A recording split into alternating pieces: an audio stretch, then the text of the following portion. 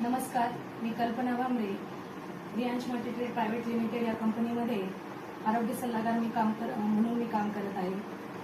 तर आज या सरांना आपण या ठिकाणी रियांश हे जे काही अमृत ज्यूस आहे हे दिलेलं होतं आणि त्यांना हे अमृत ज्यूस देण्याआधी काय आजार होता आणि त्यानंतर त्यांना काय रिझल्ट आलेला आहे ते आज आपण जाणून घेणार आहोत. आज हे जे सर आहेत तर आपल्या कंपनीचे ॲज अ डिस्ट्रीब्युटर म्हणून संदीप पाटील सर यांच्याकडून आपण त्यांची माहिती घेऊया. नमस्कार सर. सर, नाव आपलं काय? गावाचं नाव?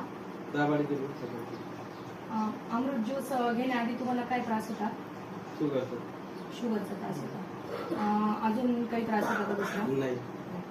बरं, मग अमृत ज्यूस घेतल्यानंतर त्याचा काय रिझल्ट आला तुम्हाला? कमी झाली शुगर. मग अमृत ज्यूस घेण्याआधी किती शुगर होती तुमची? माझी 200 शुगर.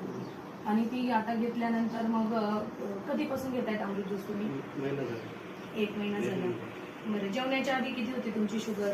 आधी 240 होती.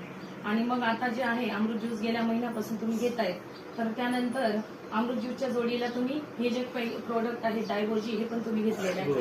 तर आता जेवणाच्या आधी तुम्हाला किती असते शुगर? आता जेवणाच्या आधी 80 आणि जेवणानंतर 140. तर बघा मित्रांनो, असा जबरदस्त रिझल्ट हा आपण या ठिकाणी शुगरचा हा घेतलेला आहे. तर या ठिकाणी आपण सगळ्यात महत्वाचं म्हणजे शुगर हा जो काही आजार आहे तर किंवा डायबेटीस हा जो काही आजार आहे तर हा कधीही बरा न होणारा असा आजार आहे. परंतु हे जे काही अमृत ज्यूस आहे आपल्या रियांश कंपनीचं तर ते घेतल्यानंतर या सरांची जी काही शुगर आहे ती सुद्धा कंट्रोलमध्ये आलेली आहे.